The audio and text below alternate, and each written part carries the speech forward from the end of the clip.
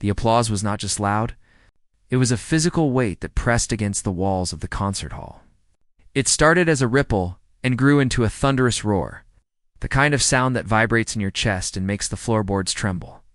In the center of the stage, surrounded by blinding spotlights, a young man sat motionless at a grand piano. He did not smile. He did not bow. He simply stared at his hands, which rested lightly on the keys as if they belonged to someone else. This was Elias, and at only 25 years old, he had already done what most musicians spend a lifetime dreaming of.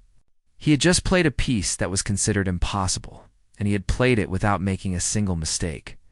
From the moment he was old enough to reach the pedals, the world knew that Elias was different. It wasn't just that he learned fast. It was that he understood the language of the piano before he could even read a book. While other children were playing outside in the dirt, Elias was in his room, repeating the same scale over and over again until the sound was perfectly even. His parents didn't have to force him to practice. In fact, they often had to force him to stop. He didn't see the piano as a chore. He saw it as a place where he was in total control. As he grew older, that control became his defining trait. He entered every competition with the calm demeanor of a person walking to the grocery store, while his competitors shook with nerves. By the time he reached his 20s, the critics had run out of words to praise him. They called him a machine, a wizard, and a master of the ivory. Magazines featured his face on their covers with headlines asking if he was the greatest talent of the century. But what people didn't see, what the cameras and the flashbulbs couldn't capture, was the distance that grew between Elias and the rest of the world. To be perfect is to be lonely. When you never make a mistake, people stop seeing you as a human being and start treating you like a precious object that must be handled with care. He could see it in their eyes. They didn't want to talk to him about his day or ask him how he was feeling. They wanted to touch his hands as if the magic would rub off on them. Or they wanted to ask him for secrets that didn't exist. His life was a strict schedule with no room for surprises. Every morning he woke up at exactly 6 o'clock. He drank a glass of water, did 2 hours of finger exercises to warm up, and then practiced for 6 more hours. He ate the same meals at the same times. He didn't go to parties. He didn't watch movies. He didn't have friends who would call him just to joke around. The only people he spoke to were his manager, his agent, and the other musicians who treated him with a mix of reverence and fear. They were afraid to play with him because they knew that if they made a mistake, Elias would just keep playing, his rhythm unbroken, highlighting their failure with his flawless continuity. There was a famous story that spread through the music schools about a time Elias was in a master class. A young student played a difficult piece and missed a note, a small slip that most people would ignore. The room went silent, waiting for the teacher to speak. Elias, sitting in the back, didn't say anything. He just stood up, walked to the piano, and played the exact same passage. He didn't play it to show off. He played it exactly as it was written, correcting the error with a gentle, terrifying precision. The students sat there, tears welling in their eyes, realizing the gap between talent and genius. Elias didn't do it to be mean. He just couldn't stand the sound of something being wrong. He felt a physical pain in his chest when music wasn't perfect. This obsession with perfection made his playing beautiful, but it also made it cold. When Elias played, the notes were crystal clear, like diamonds dropping on glass. Every trill, every chord, every sudden change in volume was calculated to the millisecond. It was impressive to listen to, but it didn't always make people feel anything. Audiences would leave the concert hall saying, "Did you see how fast his fingers moved?" Instead of saying, "I cried during that song," he was untouchable, floating high above the audience in a bubble of his own brilliance. Looking down but never quite connecting. As his fame grew, so did the pressure. He wasn't just playing concerts anymore. He was performing miracles. Tickets for his shows sold out in minutes. People flew from all over the world just to sit in a dusty hall and watch him for 2 hours. Insurance companies called his hands multi-million-dollar assets and drafted complicated policies to protect them. He felt like a racehorse or a rare piece of art locked in a museum. Everyone wanted a piece of him, and everyone expected him to be exactly the same every single time. There was no room for a bad day, no room for a headache, certainly no room for a wrong note. Then came the announcement that changed everything. The organizers of the prestigious Golden Key competition in Vienna invited him to perform not as a contestant, but as the headliner. It was the biggest event in the classical music calendar, watched by millions of people live on television. They asked him to play Rachmaninoff's Third Piano Concerto, a piece so difficult that it is often called the Everest of piano music. It requires immense physical strength, endless stamina, and a depth of emotion that Elias had never been asked to show before. Most pianists feared this piece. Some even said it was cursed. Elias accepted the invitation without hesitation. To him, it was just another challenge, another mountain to climb because he could. He didn't feel fear. He felt a quiet confidence. He looked at the sheet music and saw it not as a wall, but as a puzzle he could solve.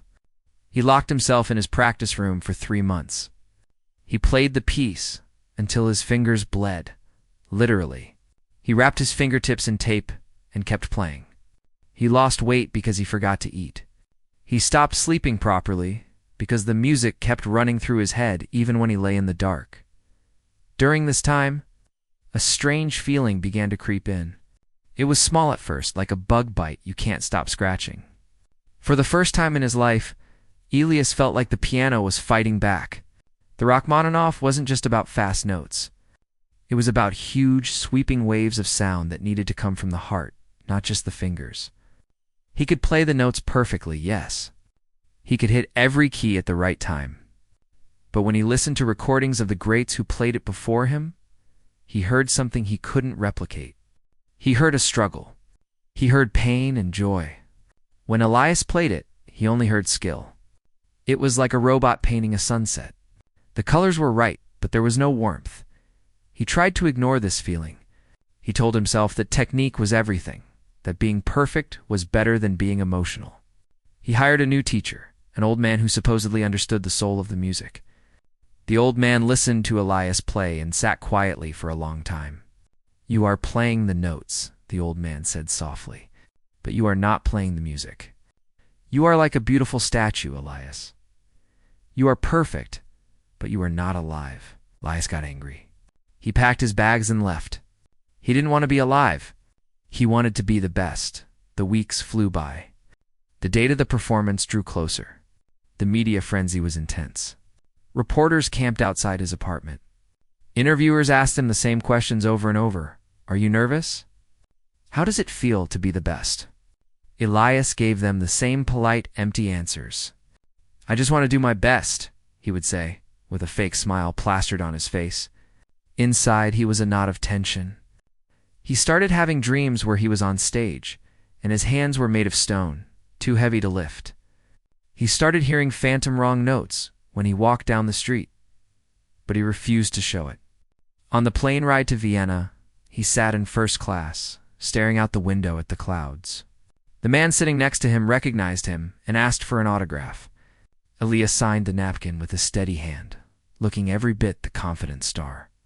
But when he looked at his reflection in the airplane window, he saw a tired young man who was trapped by his own success.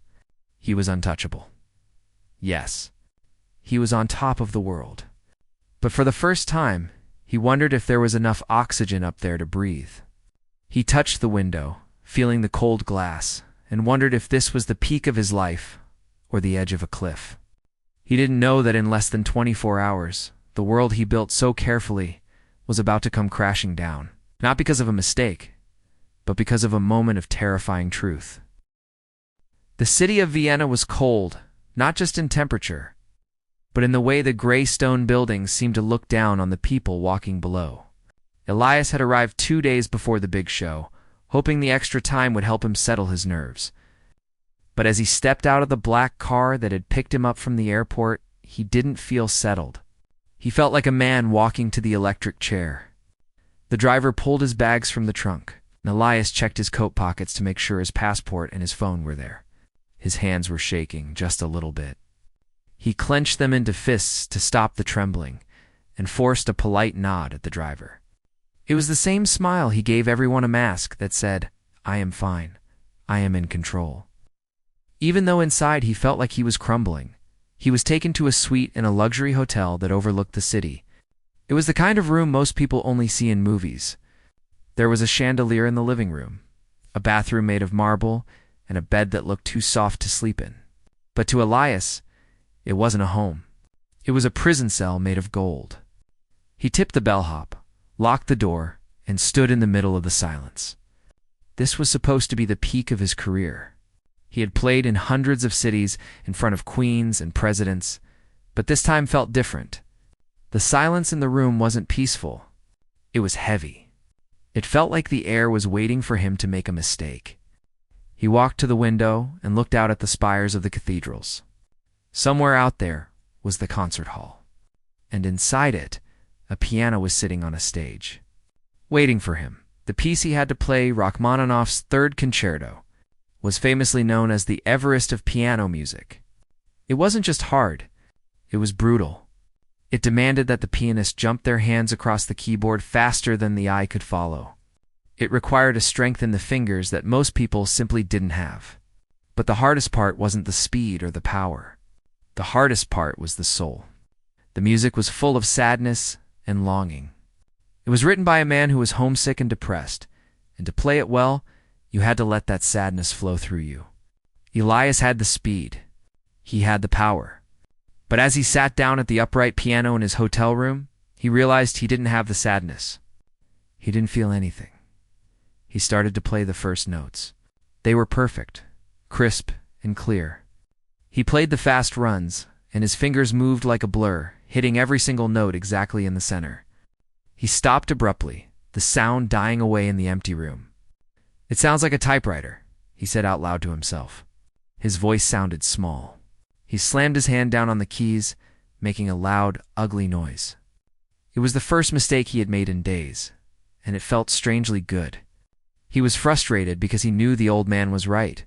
He was a statue. He was a machine. He could copy the notes on the page, but he couldn't make them mean anything. The next day was the rehearsal with the full orchestra. This was usually Elias's favorite part. He loved the feeling of being the commander, the one at the center of the sound. But when he walked onto the stage of the music variant, the grandeur of the hall made him feel small. The ceiling was high and painted with gold figures. The seats were red velvet and stretched back into the darkness. The orchestra members were already warming up, a chaotic mix of violin screeches, trumpet blasts, and the low rumble of cellos. When Elias walked to the piano, the chaos stopped. 80 musicians put down their instruments and looked at him. There was respect in their eyes, but there was also something else: fear. They were afraid of him, because he didn't make mistakes. The conductor was an older man with wild white hair and a sharp baton. He was known for being difficult, for shouting at musicians when they played out of tune. But when he looked at Elias, his face was serious. "Let us try the second movement," the conductor said in accented English. "This is the heart of the piece. Do not play it like a robot, Elias. Play it like a lover, saying goodbye." Elias nodded, but his jaw was tight. He didn't know how to play like a lover saying goodbye. He had never been in love. He had never really said goodbye to anyone he cared about because he had never let anyone get close enough. He raised his hands and began to play. The orchestra swelled around him, a wall of beautiful sound. But even with the violins crying and the horns booming, Elias felt isolated. He was playing the notes perfectly. He was counting the beats in his head. 1, 2, 3, 4. He was thinking about the pressure of his fingers on the keys. He wasn't thinking about the music. Suddenly, the conductor slammed his baton against the stand, cutting everyone off. The music stopped instantly. "No!" the conductor shouted. He walked down from his podium and stood right in front of Elias. "You are playing the right notes, yes, but you are boring. You are an empty box. Where is the pain? Where is the fire? Look at me." Elias looked up. He felt the heat rise in his cheeks. 80 people were watching him get scolded like a child. "I am playing what is written," Elias said quietly. His voice was shaking. "No," the conductor yelled. "You are playing what is safe. You are hiding behind your perfection. You are afraid to let go because you think you will fall. But you must fall to fly. Again, from the top, they played it again, and again, and again. Each time, the conductor stopped them. Each time, the criticism hurt more. Elias felt his hands sweating on the keys. His wrists started to ache, a dull, throbbing pain that shot up his arms. He tried to ignore it, tried to force his fingers to move faster, to be more precise, to prove the conductor wrong. But by the end of the rehearsal, he was exhausted. He gathered his sheet music without a word and walked off the stage, ignoring the sympathetic looks of the violinists. He felt humiliated. That night, the pain in his wrists was worse. He sat on the edge of the hotel bed, holding his left wrist. He massaged the muscles, trying to rub the ache away, but it didn't help. He knew he hadn't injured it physically. He hadn't practiced enough to damage the tendons. It was his mind. His fear was turning into pain. It was his body's way of telling him that he couldn't hold it all together anymore. For the first time in his life, he was afraid of the piano. It looked like a monster waiting to eat him alive. He tried to sleep, but he couldn't. Every time he closed his eyes, he saw the keys. He saw the thousands of black and white teeth waiting for him. He dreamed that he was on stage, and when he looked down at his hands, they were made of wood. He tried to play, but his wooden fingers just knocked against the keys with a hollow clatter. The audience booed. The conductor laughed. He woke up with a gasp, his heart pounding in his chest. The clock on the wall said 3 a.m. He was drenched in cold sweat. He got up and walked to the window. The city was quiet now. A few cars drove down the wet streets, their headlights cutting through the fog. Elias pressed his forehead against the cold glass. He realized then that he had no one to call. He couldn't call his manager. The man would just tell him to focus and sell tickets. He couldn't call his parents. They would just tell him how proud they were, which would make him feel guiltier. He had no friends who would just listen to him complain about being scared. He was the golden boy, the untouchable genius. He wasn't allowed to be scared. He wasn't allowed to be human. He looked at his hands again in the reflection of the glass. They were the hands that had opened every door for him. They had bought him nice clothes, fancy cars, and stayed in the best hotels. But they had also kept him in a cage. He spent his entire life trying to be perfect so that people would love him. But now he realized that perfection is cold. People admire perfection, but they don't connect with it. They connect with scars. They connect with stories of failure and getting back up. Elias had no scars. He was smooth like polished stone and just as hard. The sun began to rise, painting the sky in pale pinks and oranges. It was the day of the performance. In 12 hours, he would be walking onto that stage. Millions of people would be watching. They expected a show. They expected the machine. They wanted to see him do the impossible. But as the light filled the hotel room, Elias felt a strange resolve settle over him. It wasn't confidence. It was more like surrender. He didn't know if he could play the piece perfectly. He didn't know if his wrists would hold up. He didn't know if he could find the emotion the conductor shouted about. He went into the bathroom and splashed cold water on his face. He looked at himself in the mirror. He looked tired. There were dark circles under his eyes. But for the first time in a long time, he didn't see a genius. He just saw a young man who was lost. He dried his face with a towel and took a deep breath. He thought about the music. He thought about the story behind the notes. He thought about the feeling of being lonely in a crowded city, about the silence that was too loud, about the pressure that felt like a weight on his chest. He felt a lump form in his throat. Maybe that was the key. Maybe he didn't need to pretend to be happy. Maybe he didn't need to be the untouchable god of the piano. Maybe he just needed to be honest. He ordered room service coffee, and Tostan sat at the small table by the window. He didn't touch the piano. He just watched the city wake up. He saw a baker sweeping the sidewalk outside a bakery. He saw a woman walking her dog. He saw normal people living their normal lives. For a few minutes, he wished he was one of them. He wished his biggest problem was a burnt bagel or a late bus instead of the crushing. The room backstage was small and smelled of old dust and floor wax. Elias sat on a stiff wooden chair, his elbows resting on his knees, staring at the floor. He could hear the low hum of the audience on the other side of the thick velvet curtain. It sounded like the ocean, a constant roar of thousands of people talking, coughing, and finding their seats. Every few seconds, a wave of laughter or a burst of applause from a previous announcement would wash over him, and he would flinch. His heart was beating so hard that he could see his shirt collar twitching. He looked at his hands. They were pale, the veins visible under the skin. He flexed his fingers, opening and closing them. They didn't feel like they belonged to him. They felt like cold tools made of flesh and bone. He had rubbed a special lotion into them earlier to stop them from sweating, but now they felt slick and greasy. He wiped them on his pants, leaving dark smudges on the expensive fabric. A stagehand walked by with a microphone, glancing at Elias, but not saying a word. Everyone backstage knew that this was the golden boy, the untouchable, and they gave him a wide berth. They treated him like a bomb that might go off suddenly.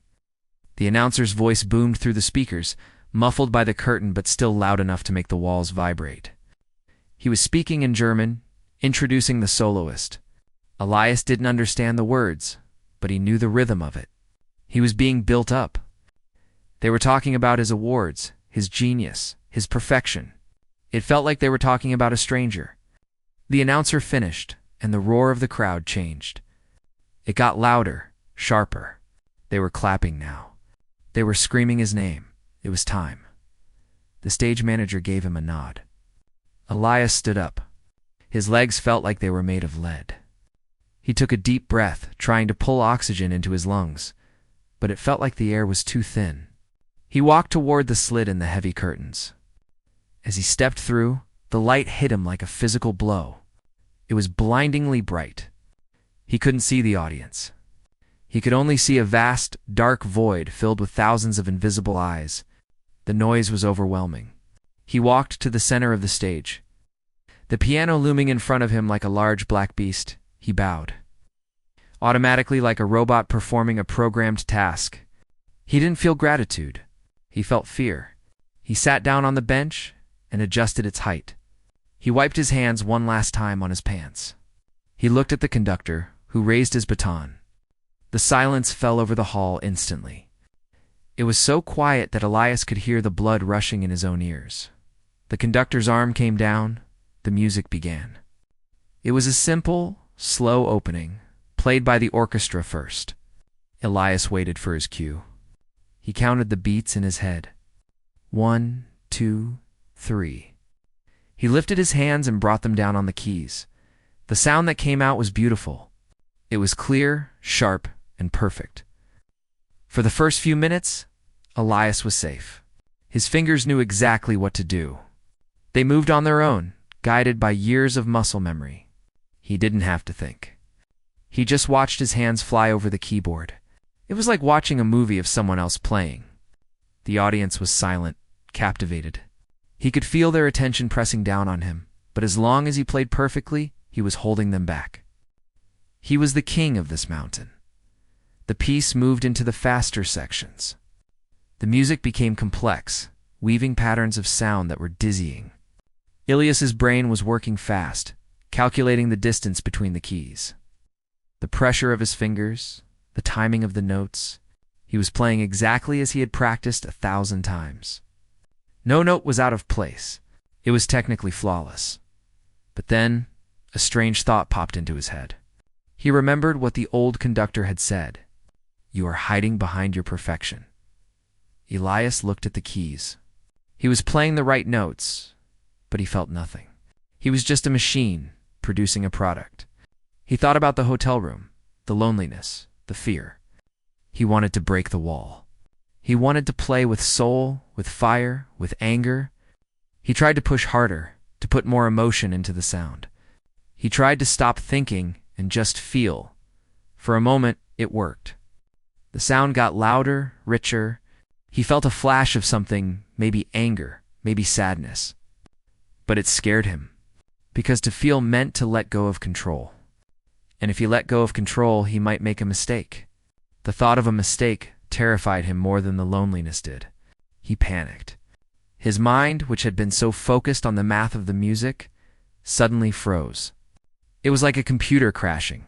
For a split second, he didn't know what came next. His left hand jumped to a chord, but it was the wrong chord. It wasn't just a little wrong. It was painfully, jarringly wrong. It clashed with the orchestra, creating a sound like breaking glass. The mistake hung in the air. The orchestra kept playing for a second, not realizing what had happened. But the wrong note stood out like a scream in a library. Elias's heart stopped. He tried to recover, to jump back into the rhythm, but his fingers were suddenly clumsy. They felt like sausages. He fumbled for the next note and missed again. The conductor saw it. He stopped waving his baton.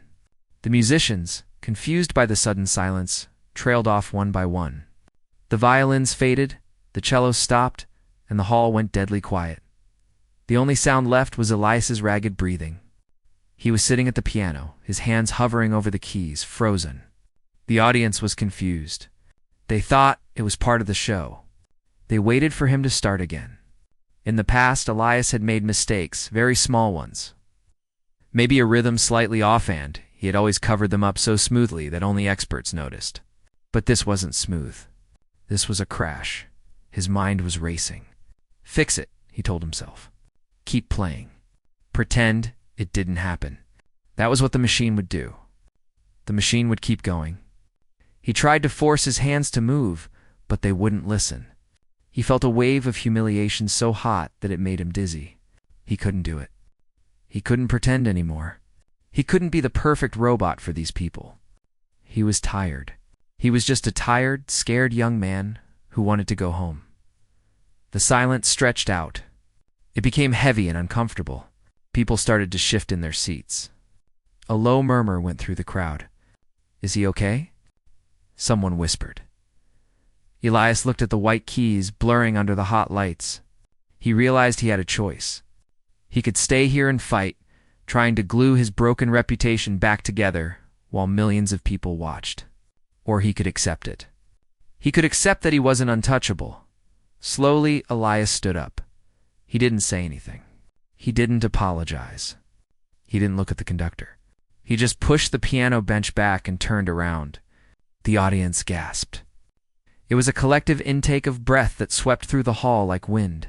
They couldn't believe what they were seeing. The golden boy was leaving. In the middle of the song, Elias walked toward the side of the stage. He could feel the shock hitting him like waves. The conductor looked at him with his mouth open, his baton still raised. The musicians were staring, their instruments on their laps, but Elias didn't look at any of them. He kept his eyes on the floor. He walked quickly, almost running. He could feel the tears stinging his eyes, but he refused to let them fall. As he stepped off the stage into the darkness of the wings, the sound changed. It wasn't the hushed awe of the concert hall anymore. It was the chaotic noise of backstage, but it felt safer here. It was real. A stagehand ran up to him, his face pale. "Mr. Elias, are you okay? Is it your hand? Do you need a doctor?" Elias ignored him. He kept walking. He walked past the dressing rooms, past the rows of costumes and props. He didn't stop until he found a heavy metal fire exit door. He pushed it open and stumbled out into the cold Vienna night. The air was freezing, biting at his skin, but it felt good. He was in a narrow alleyway behind the theater. There was trash on the ground and the smell of exhaust fumes from the street. He leaned back against the rough brick wall and slid down until he was sitting on the dirty ground. He was safe. It was over. The perfect image was shattered. He had failed in front of the whole world. And as he sat there in the dark alley, listening to the distant traffic, he started to laugh. It was a quiet, ragged laugh. For the first time in 25 years, he had absolutely no idea what he was going to do tomorrow. And for the first time, he was free. The silence that followed Elias walking off that stage didn't last long. In fact, it was broken almost immediately by the roar of the digital world. Before Elias even made it back to his hotel room to pack his bags, the news was already spreading across the globe. Social media sites were exploding with videos of the incident. People were sharing the clip of him standing up and walking away, captioning it with words like shocking, mental breakdown, and the fall of a genius. The headlines the next morning were even crueler. The newspapers that had once called him a golden boy now used words like fraud, burnout, and shame. Elias didn't read them at first. He couldn't. Sat in his hotel room, staring at the wall, feeling completely numb. He expected his manager to come bursting in, shouting or crying, but the man didn't come. Instead, his phone just kept buzzing. Text messages, voicemails, emails, they poured in like a flood. Most were from people he didn't even know, criticizing him, mocking him, telling him that he had thrown his life away. There were a few from friends or people he thought were friends, but they all sounded the same. What were you thinking? How could you do that? You've ruined your career. He realized then that they didn't care about him. They cared about the show. They cared about the image of Elias that lived in their heads. Now that the image was broken, they were angry. After 2 days of hiding in the dark, Elias made a decision. He couldn't stay in that hotel room. He couldn't face the cameras that were surely camped outside the lobby. So, he did the only thing that made sense to him. He ran. He packed a small suitcase with just a few clothes, his toothbrush, and a book. He left his phone on the desk, turned off, and walked out the back entrance of the hotel. He wore a baseball cap low over his face and kept his head down. He took a train to a small, quiet town he had visited once as a child. A place where nobody looked for famous pianists. He found a small apartment for rent above a bakery. It was dusty, and the windows rattled when the wind blew, but it was quiet. For the first 3 months, Elias barely spoke to another human being. He would go to the grocery store late at night, wearing dark clothes, buying just enough food to survive. He slept a lot. It was as if his body was trying to catch up on all the rest he had missed over the last 10 years. In his dreams, he was still on that stage, but the piano was always missing. The keys would turn into teeth and bite him. Without the piano, Elias felt like he didn't exist. His entire identity had been tied to those 88 keys. He was Elias the pianist. Without the title, who was he? He was just a young man with thin fingers and a hollow feeling in his chest. He felt invisible. He would walk down the street and people would bump into him, muttering apologies without even looking at his face. They didn't know who he was. They didn't care. It was a harsh reality check. The world hadn't stopped just because he had stopped playing. The sun still rose, the baker still baked bread, and people still went to work. He was just a ghost, floating through a world that had moved on. Eventually, his savings started to run out. He couldn't hide forever. He needed to eat. He looked for a job, but he had no real skills other than music. He couldn't build houses, he couldn't code computers, and he had never gone to a regular school. The only thing he knew was discipline. So he took a job working in a warehouse. It was a massive cold building filled with boxes and conveyor belts. His new life was the complete opposite of his old one. Before, he wore tuxedos and sat in velvet chairs. Now, he wore a blue uniform vest and steel-toed boots. Before, his hands were treated like royal treasures. Now, his hands were getting rough. He got blisters, paper cuts, and his nails were constantly dirty from cardboard dust. At first, his body ached terribly. His back hurt from lifting boxes, and his feet swelled from standing on concrete for 10 hours a day. But there was a strange comfort in the pain. It was honest pain. It wasn't the stress of trying to be perfect. It was just the physical result of hard work. The warehouse was full of normal people. There was a woman named Maria who worked on the line next to him. She was a single mother with 3 kids who complained constantly about her landlord and the price of milk. There was an older man who loved to talk about fishing, even though Elias had never held a fishing rod in his life. They talked about reality TV shows, car troubles, what they were going to have for dinner. At first, Elias felt stupid around them. He didn't understand their jokes. He didn't know who the actors were.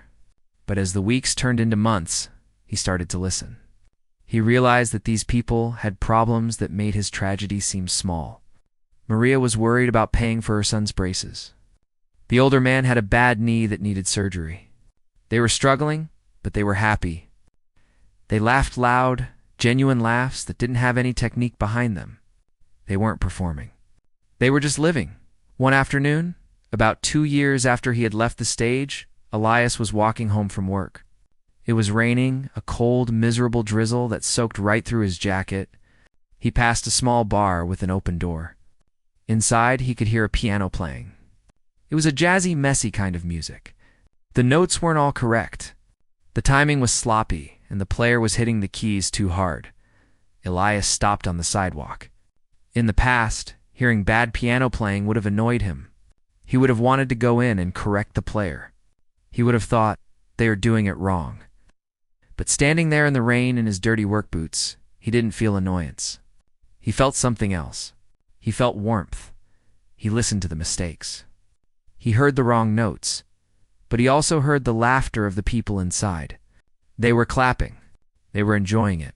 The player was messing up, but nobody was booing. Nobody was writing angry articles. They were just having a good time. For the first time, Elias understood that music wasn't about perfection. It was about connection. The player was connecting with the people in the bar, making them feel something, even if he missed a note. Elias had played perfectly for millions of people, but he had never connected with them the way this bad piano player was connecting with a room. It's full of strangers. It was a heavy realization. It broke something inside of him, but in a good way. It broke the shell of the golden boy. He looked down at his hands. They were rough now. The skin was hard, and there was a small scar on his thumb from a box cutter. These weren't the hands of a prodigy anymore. They were just hands. That night, Elias went back to his small apartment and sat at the table. He had bought a cheap portable keyboard a few months ago, mostly just to look at it, but he had never turned it on. He plugged it in. He turned the volume down low. He put his hands on the plastic keys. They didn't feel like the ivory keys of a Steinway. They felt light and cheap. He played a simple scale, do, re, mi, fa, sol, la, ti, do. He missed a note. His pinky slipped and hit the white key next to the black one. He stopped. He waited for the feeling of panic, the feeling of failure. He waited for the voice in his head to scream at him. But there was only silence. Outside, he could hear the rain hitting the window. Inside, there was just the hum of the cheap keyboard. He missed a note, and the world didn't end. The roof didn't collapse. Nobody screamed. Elias let out a breath he felt like he had been holding for 3 years. He smiled. It wasn't a fake smile for the cameras. It was a small, crooked smile for himself. He realized that he had spent his whole life trying to be perfect so that people would love him. But he had learned more in 2 years of being a failure than he had in 25 years of being a genius. He was rock bottom. He had lost his fame, his money, and his status. But sitting there in the dim light, he realized that he had finally found himself. And for the first time in his life, he was okay with being wrong.